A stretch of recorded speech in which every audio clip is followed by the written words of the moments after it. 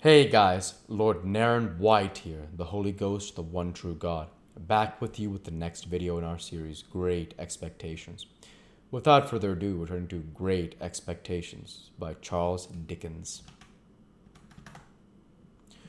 While he was putting up the other cast and coming down from the chair, the thought crossed my mind that all his personal jewelry was derived from like sources, as he had shown no diffidence on the subject. I ventured on the liberty of asking him the question when he stood before me dusting his hands. "Oh, yes," he returned. "These are all the gifts of that kind. One brings another, you see. That's the way of it. I always take 'em. They're curiosities, and they're property. They may not be worth much, but, after all, they're property and portable. It don't signify to you, with your brilliant lookout. But as to myself, my guiding star always is. Get hold of portable property." While I had rendered homage to this light, he went on to say in a friendly manner, "If at any odd time, when you have nothing better to do, you wouldn't mind coming over to see me at Walmer, I could offer you a bed, and I should consider it an honor. I have not much to show you, but such 2 or 3 curiosities as I have got. You might like to look over, and I am fond of a bit of garden and a summer house." I said I should be delighted to accept his hospitality. "Thank'ee," said he. "Then we'll consider that it's time to come off, when convenient to you. Have you dined with Mr. Jaggers yet?" "Not yet." "Well," said Wemmick, "he'll give you wine, and good wine. I'll give you punch, and not bad punch. And now, I'll tell you something. When you go to dine with Mr. Jaggers, look at his housekeeper." "Shall I see something very uncommon?" "Well," said Wemmick, "you'll see a wild beast tamed. Not so very uncommon, you'll tell me. I reply that depends on the original wildness of the beast, and the amount of taming. It won't lower your opinion of Mr. Jaggers's powers. Keep your eye on it." I told him I would do so, with all the interest and curiosity this preparation awakened. As I was taking my departure, he asked me if I would like to devote 5 minutes to seeing Mr. Jaggers at it, for several reasons, and not least because I didn't clearly know what Mr. Jaggers would be found to be at. I replied in the affirmative. We dived into the city and came up in a crowded police court, where a blood relation, in the murderous sense, of the deceased with the fanciful taste in brooches, was standing at the bar, uncomfortably chewing on something, while my guardian had a woman under examination or cross-examination, I don't know which, and was striking her and the bench and everybody present with awe. If anybody of whatsoever degree said a word that he didn't approve of, he instantly required to have it taken down. If anybody wouldn't make an admission, he said, "I'll have it out of you." And if anybody made an admission, he said, "Now I have got you." The magistrate shivered under a single bite of his finger. Thieves and theft-takers hung in the dread rapture on his words, and shrank when a hair of his eyebrows turned in their direction. Which side he was on I couldn't make out, for he seemed to me to be grinding the whole place in a mill. I only know that when I stole out on tiptoe. He was not on the side of the bench, for he was making the legs of the old gentleman who presided quite convulsive under the table, by his denunciations of his conduct as the representative of British law and justice in that chair that day. Chapter 25. Bentley Drummle, who was so sulky a fellow that he even took up a book, as if its writer had done him an injury, did not take up an acquaintance in a more agreeable spirit.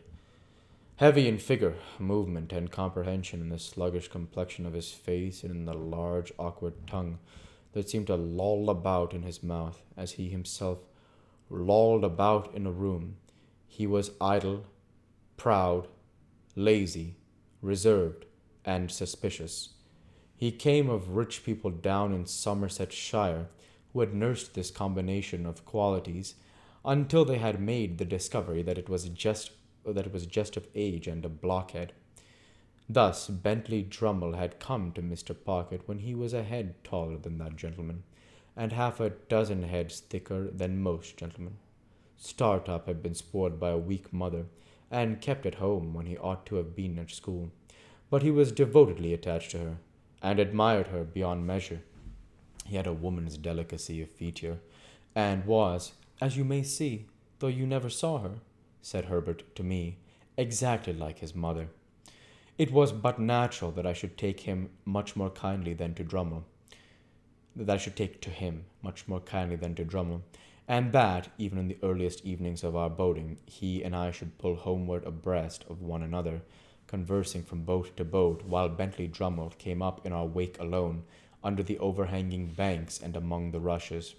He would always creep in shore like some uncomfortable amphibious creature, even when the tide would have sent him fast upon his way.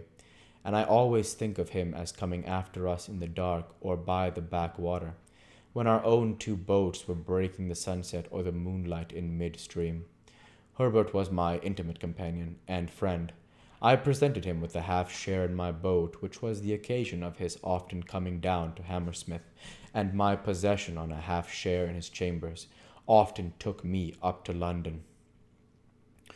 We used to walk between the two places at all hours. I have an affection for the road yet, though it is not so pleasant as a road as it was then, formed in the irrepressibility of untried youth and hope. When I had been in Mr. Pocket's family a month or two, Mr. and Mrs. Camilla turned up. Camilla was Mr. Pocket's sister, Georgiana, whom I had seen at Miss Havisham's on the same occasion. Also turned up, she was a cousin and an indigestive single woman, who called her rigidity religion, and her liver love. These people hated me with the hatred of cupidity and disappointment. As a matter of course, they fawned upon me in my prosperity with the basest meanness. Towards Mr. Pocket, as a grown-up infant with no notion of his own interest, they showed the complacent forbearance I had heard them express. Mrs. Pocket they held in contempt, but they allowed the poor soul to have been heavily disappointed in life because that shed a feeble reflected light upon themselves. These were the surroundings among which I settled down and applied myself to my education. I soon contracted expensive habits, and began to spend an amount of money that within a few short months I should have thought almost fabulous. But through good and evil I stuck to my books. There was no other merit in this than my having sense enough to feel my deficiencies. Between Mr. Pocket and Mr. Herbert I got on fast, and with one or the other always at my elbow to give me the start I wanted and clear obstructions out of my road.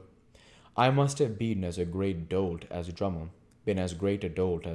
if I had done less. I had not seen Mr. Wemmick for some weeks, when I thought I would write him a note and propose to go home with him on a certain evening. He replied that it would give him much pleasure, and that he would expect me at the office at 6 o'clock. Thither I went, and there I found him, putting the key of his safe down his back as the clock struck. "Did you think of walking down to Walworth?" said he. "Certainly," said I, "if you approve." "Very much," was Wemmick's reply. "For I have had my legs under the desk all day, and shall be glad to stretch them. Now, I'll tell you what I have got for supper, Mr. Pip. I have got a stewed steak, which is of home preparation, and a cold roast fowl, which is from the cook's shop.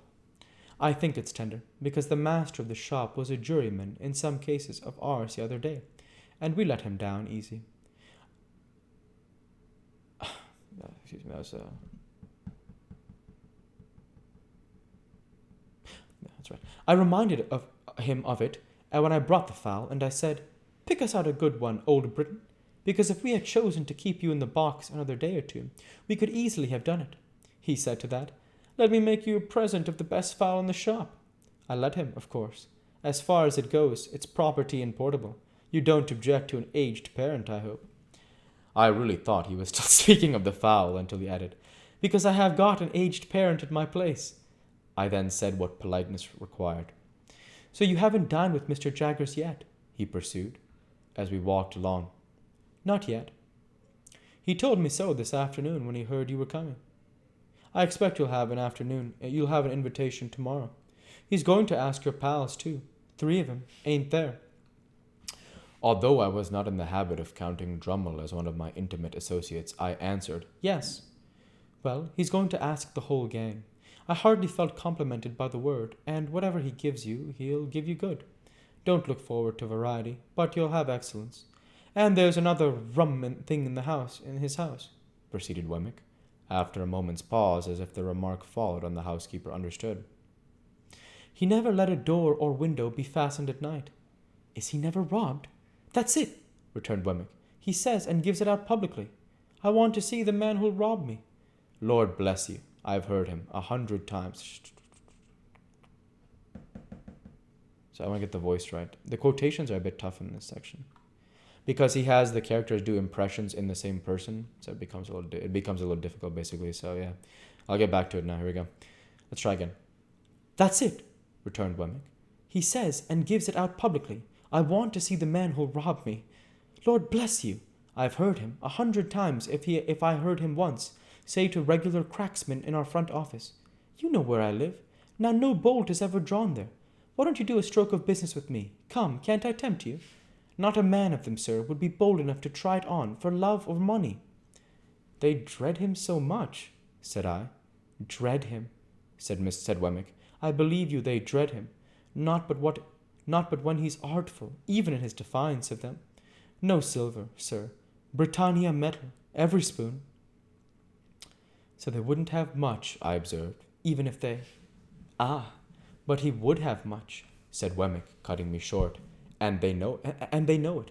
He'd have their lives and the lives of scores of them, and he'd have all he could. It's impossible to say what he couldn't get if he gave his mind to it." I was falling into meditation on my guardian's greatness when Wemmick remarked, "As to the absence of plate, that's only his natural depth, you know. A river, it's natural depth, and he's his natural depth. Look at his watch chain. That's real enough." We'll go ahead and stop there for this week. As usual, I want to say thank you for watching, and I hope you enjoyed. Please like, comment, and subscribe, as it greatly helps the channel. Light be with you all. Take care, and thanks again.